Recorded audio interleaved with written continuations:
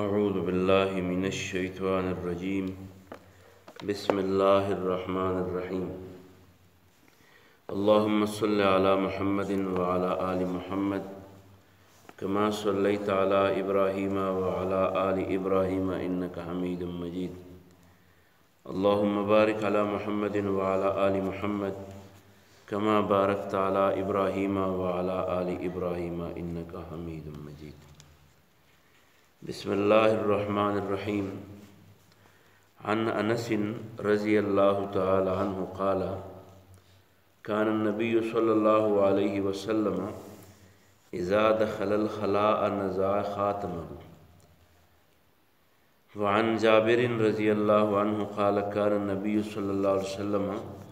إذا أراد البراذ انطلق حتى لا يراه أحد.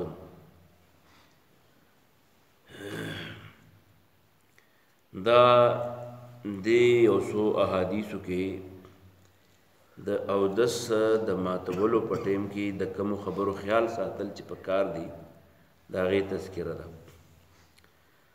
او دا هغه آداب دي چې د آداب په ذریعه باندې رسول کریم صلی الله علیه وسلم په خپل ویناګانو کې او د خپل عمل نه دا ثابت کړی دا چې د ګندګونو د بچ کېدو لپاره د تشو میچازو او د ډکو میچازو د ګندګۍ نه د ځان د بچ کولو لپاره او د خپل حیا او د خپل پردې د دې د خیال ساتلو لپاره د کم اصول او د کم آداب او خیال ساتل پکار دي. یو ادب دا دی چې کله سره او دس ماتی او د په جب کې یا د سره په لاس کې دس یو شی دي چې پاغې کې د الله نوم موجود دی نو پکار ده چې په لیټرین کې د سره هغه سیز نه. مثلا په دې حدیث کې د رسول الله صلی الله علیه وسلم د یو غوتمه ذکر انګوټي او غوتمه باندې د رسول الله صلی الله علیه وسلم یو غوتمه پاغې باندې لیکل شو محمد رسول الله. نو پاغې کې د محمد نوم هم دی او د الله نوم پکې هم دی. نو رسول الله صلی الله علیه وسلم چې بکلته نو هغه به د سید دغه نه به وېستا او بهر به کې خوده او بیا به رستا او د سماعت کې ناست. دینه دا معلومه شو چې د سړی په جب کې یا د سړی په لاس کې دسی سستیز دی چې پاغې باندې د الله نوم لیکل دی نو چې دا غي د حرمت او دا غي د عزت خیال ساتي شي او هغه لري کړی شي. په دې وجه باندې بعض خلکو تعویذونه غاړو ته چيلي یا د سرو زرو تعویذونه او پاغې باندې دا لیکل شوی نو ادب لحاظ دا دی چې دا په کار د سړی لري کی خو کدا سي زی دا سي موخی سړی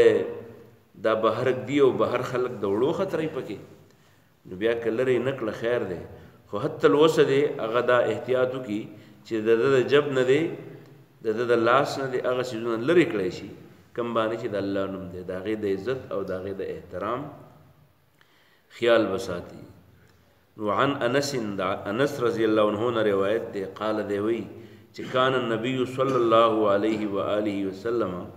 رسول الله صلی الله علیه وسلم اذا کله چې دخلا ننوتو الخلاء بیت الخلاء یعنی دا او دس به ماته نو نزع خاتمه یا وضع خاتمه خپل غوتمه به لری کړه یا خپل غوتمه به بار کې خو دا دواړه الفاظ نقل دي. دا حدیث د احادیث په کتابونو ابو داود نسائی ترمذی په دریوانو کتابونو کې نقل دي او د ترمذی د وینا مطابق دغه چې کوم اصطلاح د حسن او صحیح ورته وي او غریب ورته وي او ابو داود کوم کتاب دی دغه چې کوم اصطلاح د نو هغه د حدیث منکر ورته وي. حضرت جابر رضی الله تعالی عنہ هغه یو بل ادب نقل کړي وی چې سړی او دس ماتي نو دا په هر ځای کې نه ماتي چې په هر ځای کې ناسي واړم ورته ګوري سړیم ورته ګوري زنانم ورته ګوري که ښځه د هم دی به کوشش کوي چې په کور کې په هغه ځای کې لیټرین جوړ کړي چې هغې ته وړو ته دا پته ډېره نه لګي چې یاره دې دی ته ګنې پلانې لاړو او دا پلانې ناست دی. که سړي دی هم هغه بهر او دس ماتي د کور نه نو هغه به هم داسې ځای لدي چې هغه د نورو خلکو د سترګو نه پناه شي چې خلک دی نه په ناست باندې په تشه او دس ډکه او دس ماتي باندې اگر چې د دې خیال ساتل چې دي نو دا زموږ خلک په دې کې ډېره بې احتیاطي کوي خو رسول الله صلی الله علیه وسلم چې موږ ته کوم عمل پرېښی دی نو حضرت جابر فرمایي رضی الله عنه چې رسول الله صلی الله علیه وسلم به کلم اودس ماتې لتو نو په هغه وخت کې خو به خلکو کور کې لیټرونه نه و بهر بدلل نو رسول الله صلی الله علیه وسلم به دونه لرې لاړو چې لا یراه احد خلکو ته به پته ونه لګېده چېرې په دغه ځای کې څوک شته که نه مونږ چې کله کشرانو نو په هغه وخت کې هم دا لیټرونه په دې کورونو کې ډېر نه و نو دا واړه چې وو نو دوی به ویږنې که دا مشران کسان چې دي نو دا ګنې چېرته اودس نه ماتې چېرته به چا څوک مشر نه لیدو چې دا ګنې په هغه ځای کې اودس ماتې ته ناست دی په هغه ځای کې اودس ماتې ته ناست دی خو دې لیټرونو او د کورونو د څیزونو چې دي نو دا خبره لږه ورانه کړه اوس بس لکه د دې اړو له خیال نه ساتلی کېږي نو رسول الله صلی الله علیه وسلم به کوشش کوو چې دونه به د خلکو د نظر نه پناه کېدو چې خلک په د نظر په د باندې ونه لګي نو په دې کې په کور کې سړی لیټرین غسلخانه دغه شانې واشروم استعمالوي نو هغه دې په دې کې هم احتیاط کوي چې دا په ګڼه کې د خلکو په مخ کې لیټرین ته نه ننوځي نو دا د رسول الله صلی الله علیه وسلم یو بل ادب ذکر کو د اودس ماتې نو عن جابر د حضرت جابر نه روایت دی قال دی وی رضی الله عنه کان نبی صلی الله علیه وسلم نبی صلی الله علیه وسلم به اذا کله چې اراده به وکړه البراده د متیازو کولونو انطلق روان بشو لا بړو حتی تر دې لا یراه چې نه بلید احد اچا رواه ابو داود په دې کې میندو ته یو خصوصي تربیت چې دی نو هغه هم پکې دی میندې اکثر خپل دا بچیانې راغستي یو طرف ته بل ساته واړه ناشي ډوډۍ بخوري بل طرف ته باغه لګیایي بچی به کېنولی غلمتیا دې به کوي نو میندو لم دا احتیاط پکاري چې دا د خپل بچی د وخت نه داسې عادت کړي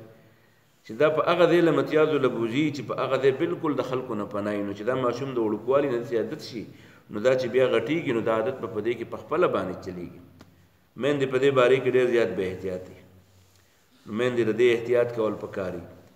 دا د رسول الله صلی الله علیه وسلم په خپله باندې یو بل ادب وښود حضرت جابر په روایت باندې چې لا یراه احد چې دا به هیچا نه لیده دغه شانې ابو موسی اشعري رضی الله عنه یو بل صحابي دی هغه وایي چې ما په خپله پیغمبر علیه السلام لیدلی دی چې هغه به کله اودس کاو نو لا بړو داسې ځای ته به کېناستو چې مخې ته څوک نه راځي مثلا دیوال ته به کېناستو تشه اودس به ماتاو نو دیوال ته کېناستو و یو موقع کې ورسره زومه نو هغه داسې لاړ او په دې کمر د دیوال خواته هم داسې ځای وکتو چې هغه دی شګلوړی دی یعنې چې دی پې لوړ دی اودس ماتې ته کښېنې نو د هغې ادب په دې حدیث کې ذکر کېږي چې داسې ځای ته به کښېنې چې دا متیا دې بېرته په تا نه راځي او داسې ځای ته به کښېنې چې د هغې دا دارې بېرته ستا جامو ته نه راځي نو د هغې دپاره طریقې وښوده چې صرف دمثن داسې ځای ته کښېناستل چې هغه شګلوړی چې ته متیا دې پې کېږي او هغه جذب کوي نو عن ابي موسى د ابو موسی رضی الله عنه روایت دی قال دی وی كنت زوما مع النبي د پیغمبر علیه السلام سره ذات یوم و ورځ